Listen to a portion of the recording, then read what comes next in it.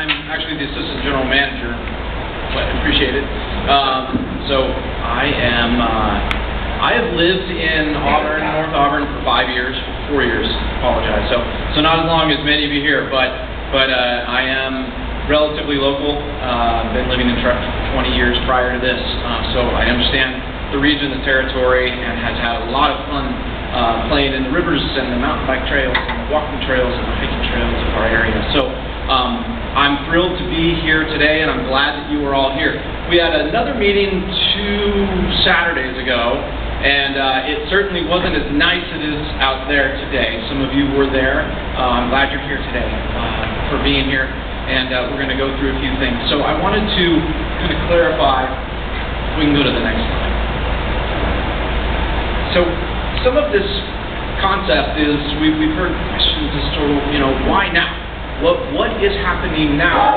Why should we be doing this? Well, right,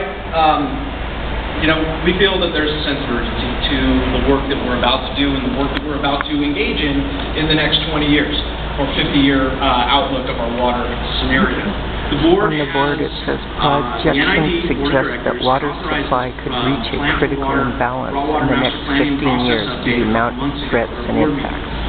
As of November 14th, there might be some misunderstanding, because we heard it at the last meeting, as to why are we talking about this now. I thought the board did not move forward with this. Well, as a matter of fact, there was a community resources group option within this plan for water process, and that was a guideline that staff had brought forward, and the board, rightly so, they decided to hold off on approving that process until the new board is sat, which is coming up in the next couple days, I believe. And so we're really excited about that. And so we'll be bringing the formation of this community resources group back to the board in January. But this process of bringing the community together, having you all here, having Heidi and her team, her facilitation team, bringing your ideas and your thoughts to the table is really the underlying process for a strategic vision for how we all want to see our water usage over the next 50 years. And this information then is gathered, assessed, and brought back to the table in terms of a raw water master plan process. But we are in the planning stages, the brainstorming stages, the strategic visioning stages, if you will, of understanding kind of where we are. So I don't know if that helps any, but I wanted to just bring that forward. So why are we here? Why now? There's a sense of urgency for a few different reasons, right? We've got the state of California looking at different mandates and regulations as it relates to water for the whole state. We certainly, in the NID territory, have our water rights and the ability to serve our community. If you look back there, we've got a couple maps of the NID service territory. We've also got a map of the upper watershed that's where our water comes from, right? So we're looking at all that. So we're concerned that as the state moves these programs and these projects forward, we're going into potential future areas where there's greater than 50% of the water delivered down the systems, down the rivers and streams, are diverted for various other ways beyond our community and outside of our community. So we need to be understanding of that and really work towards that.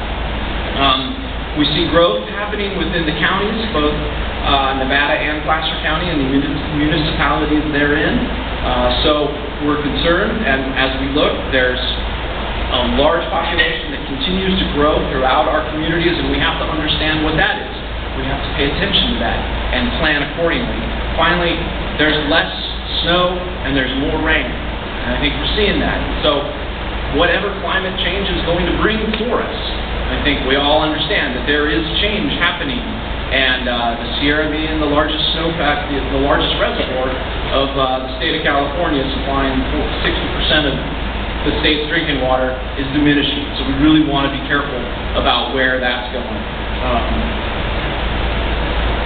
Finally, with that, we see this 15-year potential projection of the supply and the demand imbalance of water, and we really need to pay attention to that and be careful of that. So Next slide. There is no scientific evidence for that This assertion. is sort of the planning process that we're trying to go through.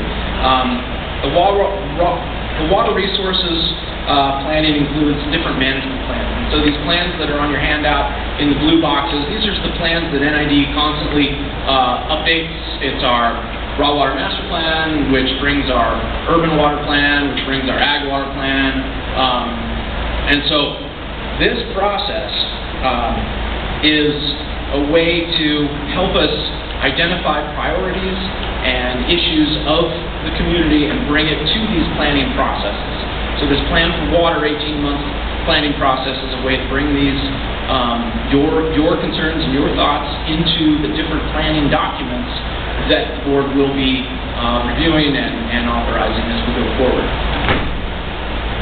These planning documents then bring forth a number of projects and programs of the district so that we develop the goals and the objectives through things like our watershed programs, our capital improvement and infrastructure programs, and then our conservation work. So these are just some of the activities that NID engages in on a daily basis to bring the ideas and plans forward that we come up with in the planning for water process. Next slide. Finally, we wanted to just kind of give a brief overview, very high level, of a diagram of really the water system at NID. Now, the boxes on here aren't necessarily all that important. However, the four things really that our water systems has to work coexist with each other kind of revolve around consumer needs. So all of us who drink the water either as ag users or treated water users out of our house.